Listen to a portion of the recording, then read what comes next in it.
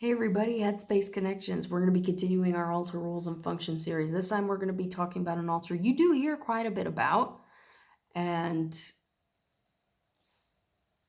well, you do hear quite a bit about it, but it kind of depends system to system. And those are supernatural alters. Now, for those of you, system or otherwise, that either think or have been told that supernatural alters makes your system fake, not true. Because they are directly referred to in the DSM-5 underneath the diagnostic criteria for DID. So if you have them in your system, you are valid. We have them in our system. So now, going into a little more on that, some systems, have different kinds of supernatural alters, but some of them will be identified as spirits, ghosts, or supernatural beings like genies and angels. It's also going to have a big impact on your cultural background too, on what kind you're going to have.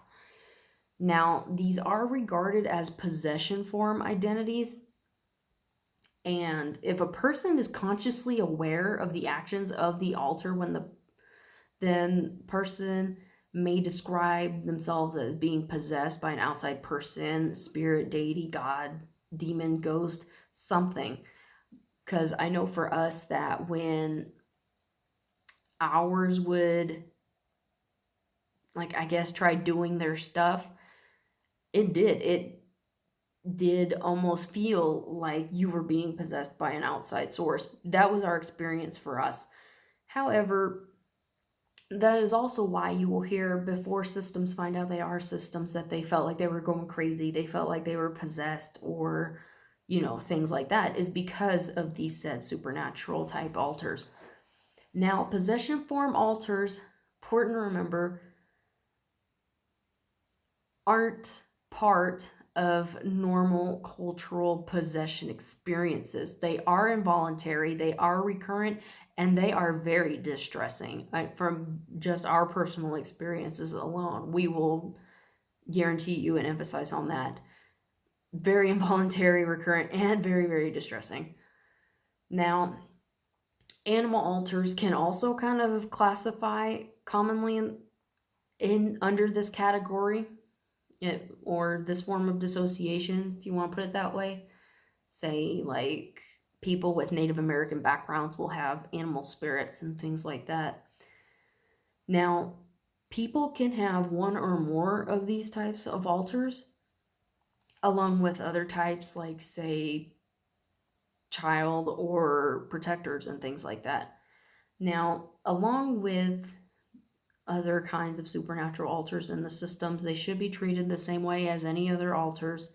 They can be treated the same as any other type, and most generally that's going to be with psychotherapy. And of course, there are other types of therapy that do help depending on the circumstances of the system and said alter. One thing we do want to emphasize, like we did with the demonic type alters video, is that exorcisms are harmful and very ineffective and can be lethal if said alters are associated with, say, like seizure disorders and things like that, and they get set off. That could potentially be lethal to the person and the system involved. So exorcisms are not a way to go when dealing with these alters, because they are not technically those supernatural beings in themselves. So trying to get rid of these alters with exorcisms or deliverance, however it's known by any other name, definitely going to be very ineffective. And definitely not a preferred method in treating complex dissociative disorders. And any attempts should not be made to get rid of said alters. I'm going to emphasize that some more. Not a way to do it. Don't do it. But with any other alter in a system, they should be understood as a way of coping with traumatic life experience. And on our Instagram, we actually found a really good slide by somebody that was kind of explaining how supernatural altars like that come to be about. And I'm going to see if we can get the information right. Basically, it's kind of similar like to dead altars or dormant altars. They come up through an ingrained belief. Now, because that ingrained belief was not something that could be handled with the full information and the full knowledge that that altar was forced to acknowledge in general, that ingrained belief becomes separated into a much more simpler belief, where, say, like an ingrained belief would be that my parents or caretakers didn't love me, or that they, would beat me profusely or something. And because the knowledge of that would be too much for said altar to handle at once, they kind of break it up a little bit and put it into like a basic belief that my parents didn't love me, so basically you had no existence whatsoever, so to speak. So you're basically like a ghost and nobody pays attention to you, nobody sees you. And that's sometimes how you will get, like said, ghost altars, or things like that. And or like we mentioned previously with dead altars, going through an experience that made that altar feel like they were going to die, like being traumatized and or beaten so profusely that you literally think you were going to die, you were not going to come out of this alive. And the altar will take that ingrained belief, break it up, and put it into as they did die.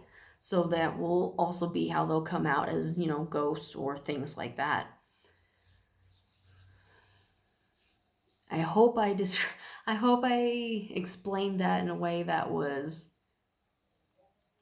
able to be made sense of, and I hope I explained it properly.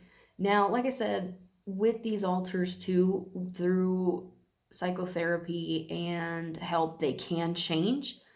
However, for some of ours that were like ghosts, ghouls, and things like that, once the trauma was processed and things like that, they still stayed the way they were. They were used to that existence, used to that physical form, and that's what they kept. And that's okay too. Some altars will decide to change, sometimes not.